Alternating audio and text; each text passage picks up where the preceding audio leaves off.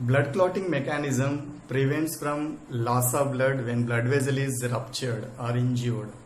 As we know, when blood vessel is injured or get damaged, so blood comes out. So when blood comes out, it's nothing but bleeding. So that has to be stopped by a clotting. The clotting of blood is known as hemostasis. Hemostasis is a process in which blood will be clotted to prevent from loss of blood when blood vessel is injured. So let us discuss hemostasis, how it will occur in our body. Right? Hemostasis is a physiological activity, involves three substages. For the first and foremost stage, when blood vessel is ruptured, or get damaged, so what happens? The smooth muscles present in the blood vessel will be contracted. So by the contraction of blood vessel makes that closure of the ruptured area. So they contract, like for example, this is the blood vessel, it is ruptured, so that immediately the muscles contract to close the ruptured area, so that the loss of blood will be prevented. This is the first physiological activity. This is called as vasoconstriction. Vasoconstriction is the first step in a hemostasis, where blood vessel, the smooth muscles of blood vessel contracted in order to close the ruptured area. This is the first one. And the second one, platelet plug formation. What happens here? When blood vessel get ruptures, so when blood vessel ruptures, so the platelets react with the collagen present in the endothelium of blood vessel.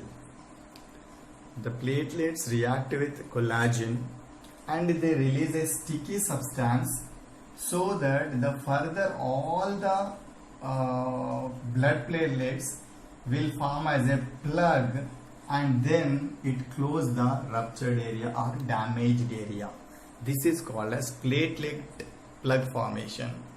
So I repeat you, when blood vessel endothelium get damaged, so the platelets present in the blood, exposure to collagen present in the blood vessel, so they adhere to the ruptured area, and further platelets are attached to that the attached blood platelets, so that platelet plug formation will happen.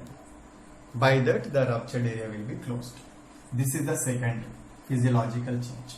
And third physiological change of hemostasis is fibrin web formation. Fibrin web formation. This is most important clotting mechanism. So fibrin are the monomers proteins. They form from the fibrinogen. They form as a mesh-like structure. Mesh.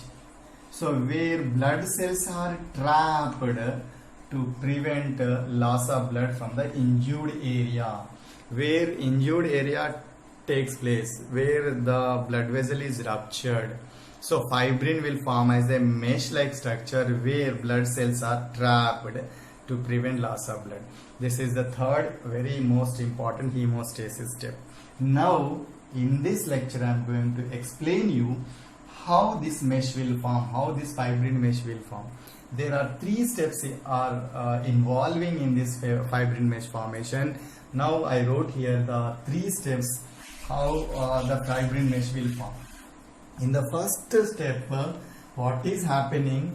The role of first step is prothrombin activator formation. So first step, main aim is to form the prothrombin activator. How it will form? The prothrombin activator forms by the two modes. One is intrinsic pathway and second one is extrinsic pathway. Intrinsic pathway I want to tell you. So if this is a blood vessel, if only endothelium of blood vessel get ruptures, So the collagen react with blood platelets and they activate a factor known as factor 12. This is a blood clotting factor which is known as Hageman's factor. I repeat, Hageman's factor. Factor 12 will be activated in the blood to produce prothrombin activator. So this is the intrinsic pathway. And extrinsic pathway, for example, this blood vessel damaged more, so vascular tissue, outer vascular tissue also get damaged. So thromboplastin, which is present in the blood, activate the factor 7. Thromboplastin activate the factor 7, whose other name is proconvertin. Factor 7 is proconvertin, which undergo series of reaction and form the prothrombin activator. Once prothrombin activator form, so the step 1 will be completed. This prothrombin activator will participate in the next step, step number 2. So what happened? Prothrombin, which is present in the blood, will be converted as thrombin in the presence of prothrombin activator. Until and unless prothrombin activator does not release, what happens? Prothrombin remains in the prothrombin form only. This is an inactive form. So when this prothrombin activator work on prothrombin in the presence of calcium ions, I repeat, calcium ions are very much essential in this step. This calcium ions and prothrombin activator act on prothrombin to form the thrombin. Thrombin formation is a main goal of step 2. So once the thrombin is formed, step 2 will be completed, then shifting into step 3. So what happened? So fibrinogen is a protein present in the blood, will be converted in the presence of thrombin into fibrin. This is a protein polymer, water soluble protein polymer converted into fibrin monomer. So these fibrin monomers are connected with weak hydrogen bonds in all the sides. So once fibrin monomers formed by the thrombin action, now blood platelets release a factor known as factor 13, whose name is fibrinogen stabilizing factor. I repeat, factor 13 will be released from the platelets once fibrin monomers formed. Then this factor 8 is replaced the hydrogen bonds present between the fibrin monomers, so that the fibrin mesh will form with the help of factor factor 13, where this mesh will travel where the injury took place. So what happened? This mesh will form all the sites of injured area, and where blood cells are trapped, to prevent from loss of blood. Once the blood cells are trapped, this mesh will be contracted. This is called as clot retraction. So once it comes very closely, the mesh comes closely, nothing but squeezing, retraction is nothing but squeezing, so that the fluid is squeezed out, will be pumped out.